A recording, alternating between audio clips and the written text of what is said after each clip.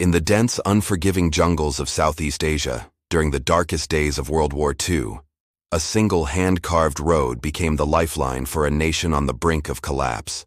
This is the story of the Burma Road, an incredible feat of engineering and human endurance that kept China in the fight against Imperial Japan. By 1937, the Second Sino-Japanese War had been raging for years. Japan's military machine was powerful and relentless.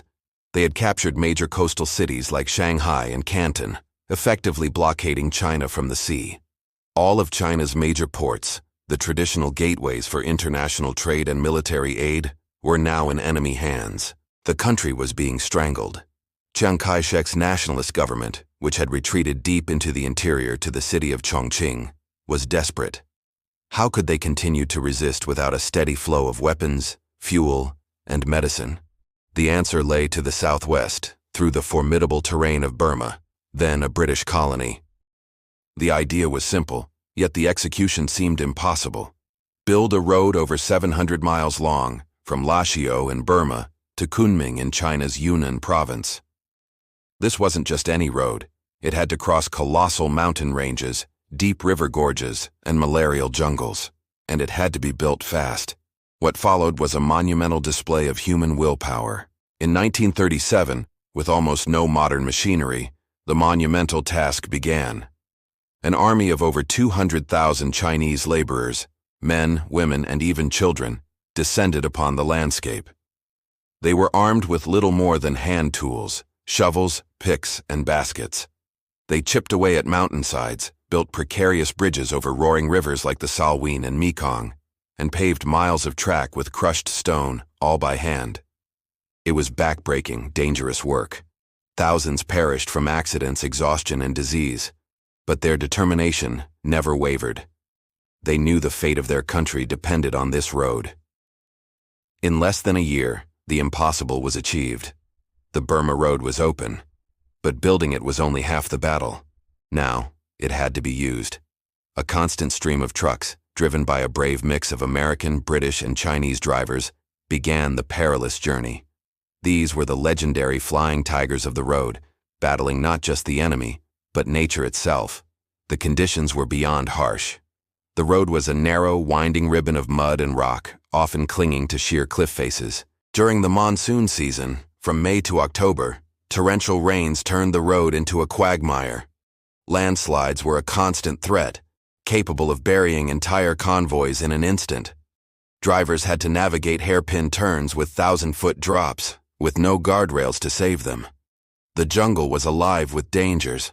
Malaria and other tropical diseases were rampant, claiming countless lives among both the drivers and the local laborers who constantly worked to maintain the road.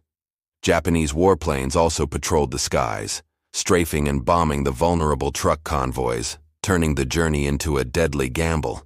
Despite these horrors, the trucks kept rolling. They were loaded with everything China's army needed to survive: ammunition, gasoline, spare parts, and medical supplies. Each successful delivery was a small victory, a direct injection of hope into the heart of the Chinese resistance. The Burma Road wasn't just a supply route, it was a symbol of Allied defiance. It proved that no matter how isolated Japan tried to make China, the world had not forgotten them. The strategic importance was immense. By keeping Chiang Kai-shek's armies supplied, the road tied down over 1 million Japanese troops in China, preventing them from being deployed to other fronts in the Pacific. It was a critical anchor in the Allied war effort. In 1942, disaster struck. Japan invaded and conquered Burma, cutting the road and severing China's last land link to the outside world. For a moment, it seemed all was lost. But the Allied spirit of ingenuity refused to be broken. The response was twofold, and even more audacious than the original road. First, the Allies initiated one of the most daring aerial operations in history, the airlift over the hump. This was the treacherous eastern end of the Himalayan mountains. Pilots flew unarmed cargo planes from airfields in India, over towering, weather-beaten peaks, to Kunming. They faced extreme turbulence, unpredictable weather, and the constant threat of Japanese fighters. The route was so dangerous it was nicknamed the Aluminum Trail, for the number of planes that crashed along the way. Yet, day in and day out, they flew, delivering a steady stream of supplies from the sky. Simultaneously, an even more ambitious construction project began on the ground. Under the command of U.S. General Joseph Vinegar Joe Stilwell, a new road was planned, the Ledo Road. This route would start in Ledo, India, cut through northern Burma, and link up with the old Burma Road.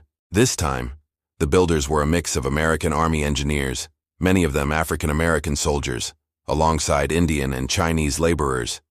They brought with them bulldozers, graders, and an arsenal of modern construction equipment. They fought the jungle, the monsoons, and Japanese patrols as they carved a new path to China. It was a grueling 2.5-year struggle, but in early 1945, the first convoy finally rolled down the Ledo Road, triumphantly reopening the land route. The Burma Road, and its successors, the Hump and the Ledo Road, represent more than just logistical triumphs.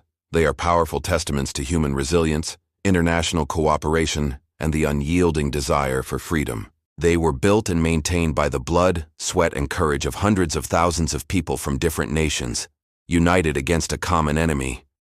It was a lifeline forged in desperation, held open by sheer grit, and a crucial chapter in the story of how the Allies won the Second World War.